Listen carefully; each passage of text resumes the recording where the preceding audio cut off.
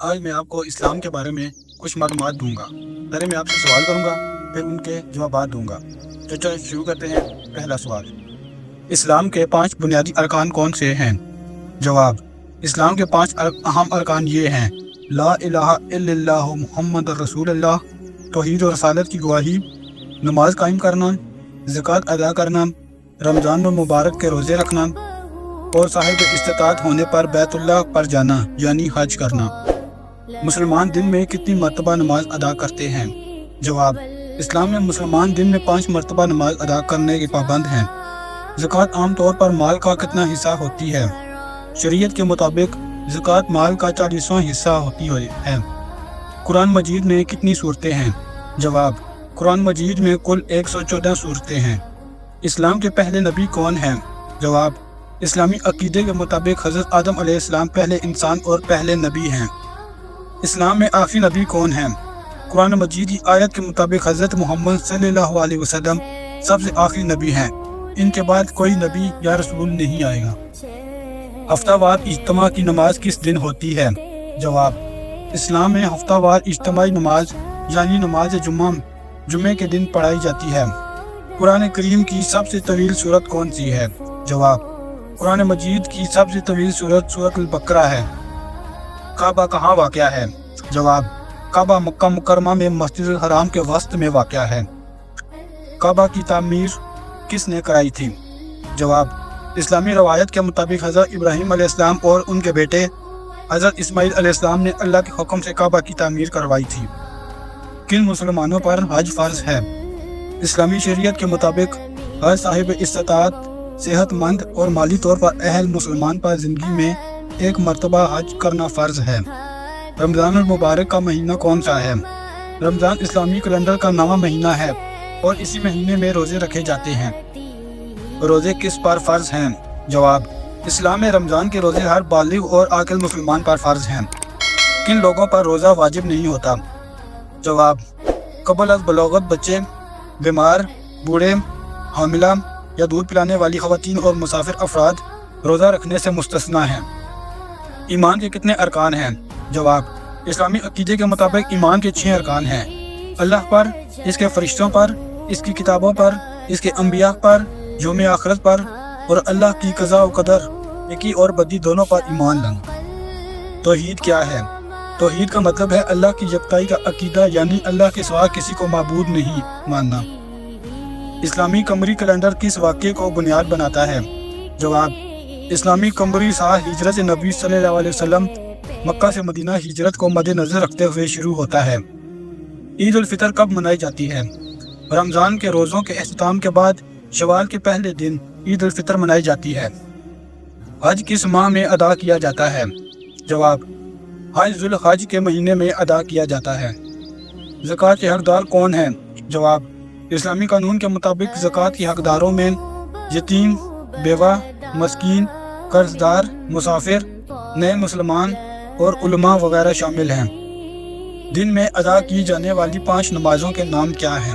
جواب، مسلمان دن میں 5 نمازیں ادا کرتے ہیں جن کے نام ہیں فجر، ظہر، عصر، مغرب اور عشاء۔ قرآن مجید کی پہلی سورت کون سی ہے؟ جواب، قرآن مجید کی پہلی سورت سورۃ الفاتحہ ہے جس میں 7 آیات ہیں۔ قرآن مجید کتنے پاروں میں تقسیم ہے؟ جواب، قرآن مجید کو کل 30 پاروں میں تقسیم کیا گیا ہے تاکہ ماہانہ پڑھائی آسان ہو۔ حضور صلی اللہ علیہ وسلم پر سب سے پہلی وحی کون سی نازل ہوئی؟ جواب، اولین وحی سورۃ الحلق کی ابتدائی 5 آیات ہیں جو غار حرا میں حضرت محمد صلی اللہ علیہ وسلم پر نازل ہوئیں۔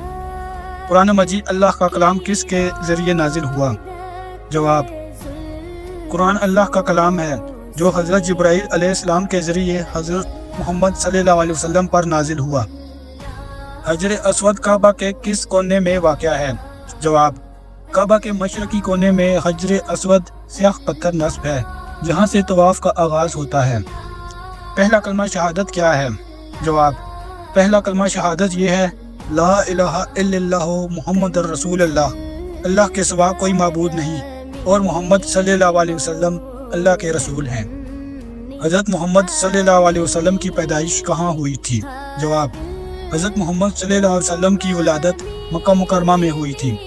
لفظ اسلام کا لغوی مطلب کیا ہے؟ عربی لفظ اسلام کا مطلب ہے اللہ کی رضا میں خود کو تسلیم کرنا، اللہ کے سامنے سر تسلیم خم کرنا۔ لفظ مسلم کا کیا مفہوم ہے؟ عربی میں مسلم کا لفظی مطلب ہے وہ جو اللہ کے سامنے خود کو تسلیم کر لے، یعنی اللہ کا تابعدار۔ عید الاضحیٰ کب منائی جاتی ہے؟ جواب: عید الاضحیٰ ذو الحج کے 10ویں دن منائی جاتی ہے جو حج کے وقت ہوتی ہے۔ اسلام کی 2 بڑی عیدیں کون سی ہیں؟ جواب: اسلام میں 2 اہم عیدیں ہیں، عید الفطر روزوں کے اختتام پر اور عید الاضحیٰ حج کے وقت۔ قرآن مجید کی سب سے چھوٹی سورت کون سی ہے؟ جواب: قرآن مجید کی سب سے چھوٹی سورت سورۃ الکوثر ہے جس میں صرف 3 آیات ہیں۔ نماز میں قبلہ کیا ہے؟ جواب: قبلہ اس سمت کو کہتے ہیں جس کی طرف نماز کے دوران رخ کیا جاتا ہے، یعنی مکہ میں کعبہ کی سمت۔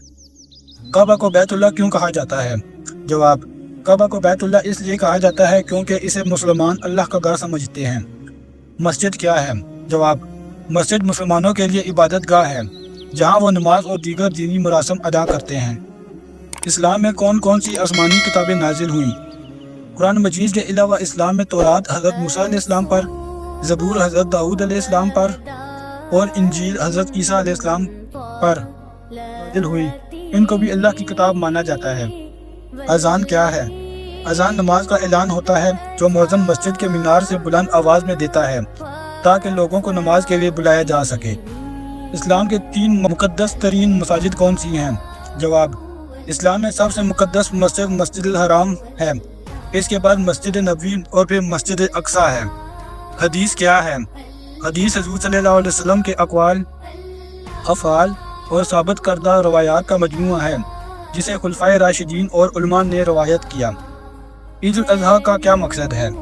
جواب: عید الاضحیٰ عید قربان حضرت ابراہیم علیہ السلام کی اللہ کے حکم پر اپنے بیٹے کی قربانی کی آمادگی کو یاد دلانے کا دن ہے۔